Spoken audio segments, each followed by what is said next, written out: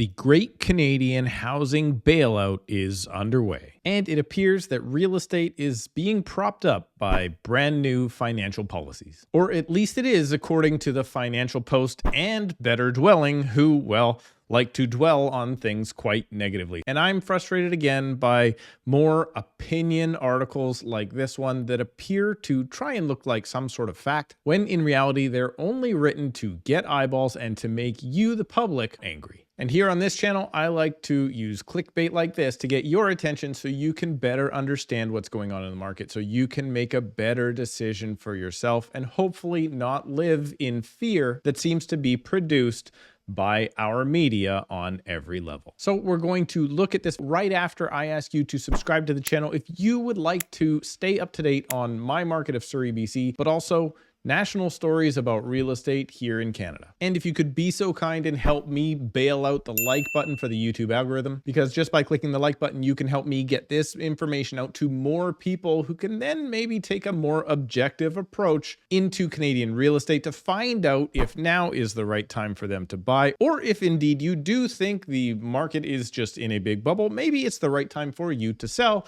and get out now. Now, most of you out there are smart enough to understand that the media is just out there to get eyeballs and to breed more fear. And they've done very, very well in these two articles today. So let's hop into them and find out if indeed the market is being propped up by the most recent federal budget, or if maybe the federal budget is doing things to try and help Canadians. I'll let you decide. And as we go here, let me know down below in the comments what you think of not only these articles, but where the market's headed. Okay, so scrolling through Facebook, which I probably should not have done, I found this article, but I'm going to read it in depth here. I read the first paragraph or two, and trust me, I was not a fan. But the title is Great Canadian Housing Bailout: How Real Estate Unaffordability is Being Propped Up. A latticework of demand-side policies are seemingly tailor-made to hold the line on unaffordably high housing prices. Now, has the government and their spending increased inflation, and has immigration driven up the price of houses here and everywhere across the entire country? Yes, that along with extremely low interest rates, too low interest rates that happened all through the pandemic, by the way, which is not determined by the federal government, but indeed the central bank. Well, that is what has driven up house prices. I'm not saying it's good policy. I'm just saying that is what happened. But let's hop into the article here. This is how you know it's opinion. You got to really watch opinion. This is opinion, so what am I saying?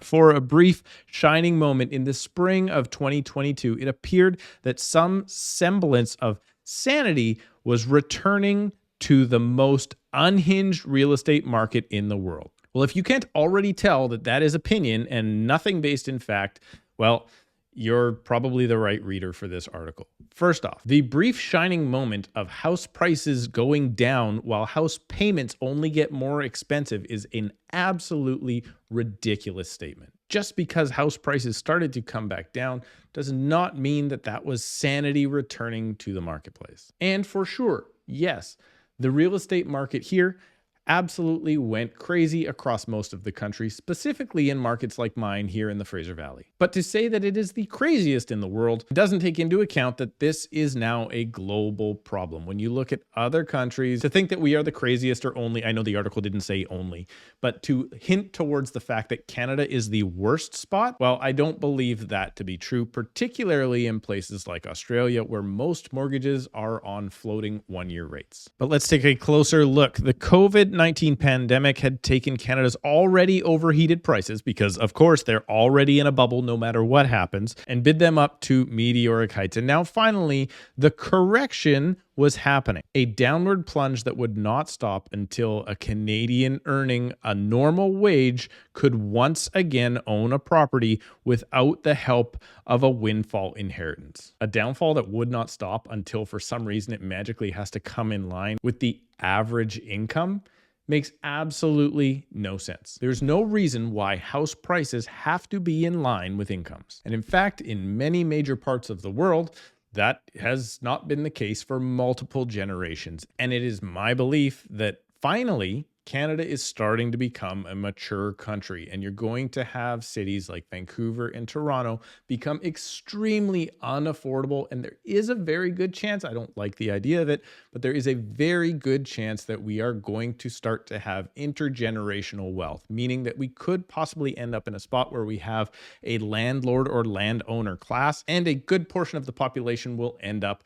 renting from those people who already owned land earlier. I'm not saying it's good. I'm just saying there's a very good chance that the rest of the world works that way. So we one day will also work in the same manner. Then the article talks about that ending, and it says only a year later it's happened again. Under normal conditions, a central bank hiking interest rates to 4.75% would be expected to send housing prices into a slump, which it did, by the way. But almost everywhere, real estate professionals are confident the juggernaut is going to continue. Now, I'm going to let you know that no, when interest rates go up, that doesn't mean prices are going to stay down. It means it's going to bring down prices. But when you get normalized to that new interest rate, people still have to continue living. So the decrease of interest rates at the beginning of the pandemic caused massive problems. It caused our prices to increase. And then the increase of interest rates caused our prices to decrease. But as soon as you have interest rates find their new level, whatever that is, whether or not it be 5%, 1%, or 15 to 21% like it was in the early 80s, no matter what, at some point, the consumers expect that this is the new level, and this is just what housing costs now. So it is not high interest rates that cause prices to come down or to cause them to go up. It is the changing of interest rates too quickly that causes massive shifts in the marketplace. Then the article goes on to talk about the government's policies, seemingly tailor-made for some reason to hold housing prices unaffordably high. And then they call it, with the clickbait headline, the Great Canadian Housing Bailout. So let me hit you with some more negativity really quickly. Apparently, 63% of Canadians not already in possession of a home say they have quote unquote given up. And then this is the part I wanted to focus on. The part about Krista Freeland, not a fan over here, by the way, that tabled the federal budget here in March. One of the most remarkable things about this was the fact that they didn't have a single policy designed to increase overall housing supply. At least this article is acknowledging that the problem is supply, and that if you're building 210,000 new units per year and then letting in not only 465,000 new permanent residents, but also another 600,000 non-permanent work visas and foreign students, well, you're just not building enough roofs to put over top of people's heads. And that is why we're going to see this massive continuation of house prices being disjointed from incomes. And then this is the part that ticked me off even more.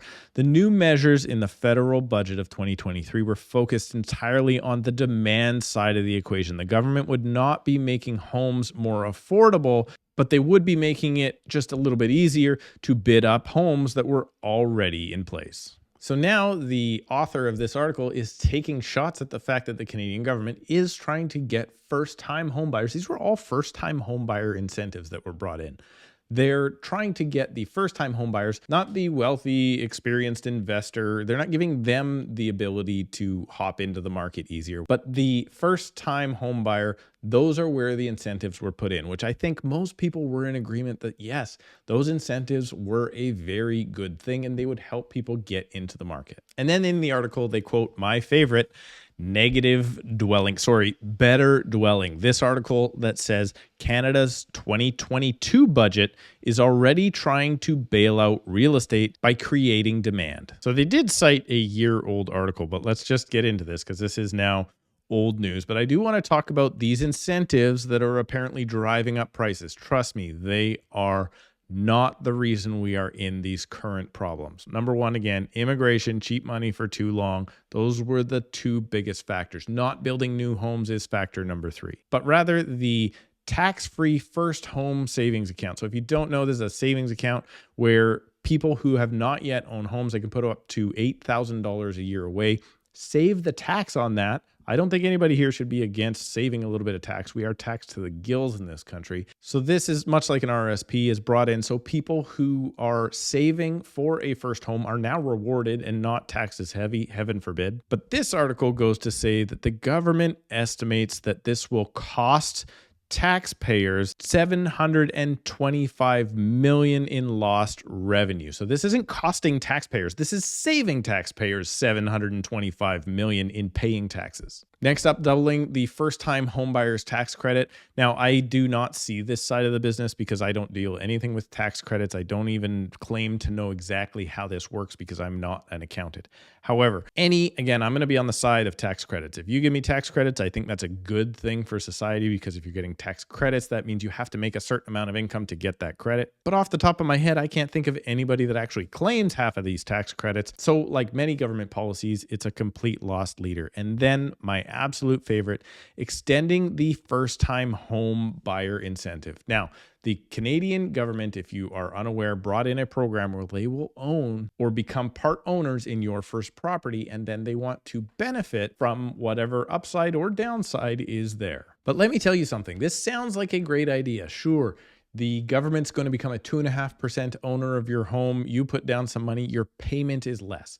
All of the money and effort that went into that program, I want to say the Canadian government has reported less than, I think it was 450 people nationwide have taken advantage of this program. So if you think, let's call it 420 first-time buyers taking advantage of a 2.5% ownership in their properties in who knows what area is going to drive up prices even further, you're absolutely nuts. And then going back to the main article, removing the ability to extend amortization periods could exert downward pressure on some house prices as it reduces the options available to help some borrowers meet their financial obligations. Now, is it true that yes, indeed, if the banks are letting people amortize out, which I think it should be an illegal product myself, I don't think a fixed payment variable rate option should be a legal product. But if the government is going to let those people not increase their payments and unfortunately amortize out for years to come, yes, that will be a problem. But and I want to say this is a big but, their solution here to the housing affordability crisis is to basically foreclose on people. Do I think that should happen? Well, if you can't pay your bills, personally, yes, I do think that should happen. But they're almost wishing pain on people here in hopes that one day they can afford a home themselves. Then the article goes on talking a little bit more about immigration and the fact that, yeah, you know what? The reduction of immigration would actually be a very good thing for housing prices, but we need immigration for other economic factors because unfortunately, immigration does not just prop up the real estate market as it's doing now, but it props up so many other factors. Now, I will give them credit. They do point out the fact in this article that yes, it is the red tape around new building that is one of the biggest issues, and we're going to have to get over NIMBYism in our communities. It's just going to have to happen. If we're going to let this many people into the country, we're going to have to build more properties, and that means more density, and the fact that your white picket fence homes in at least Vancouver and Toronto and probably areas like Calgary and Montreal, they're going to be going away. But do I think like this author of this opinion piece does, that house prices need to and should come down in line to Canadian average incomes, and anything other than that situation constitutes a housing bubble?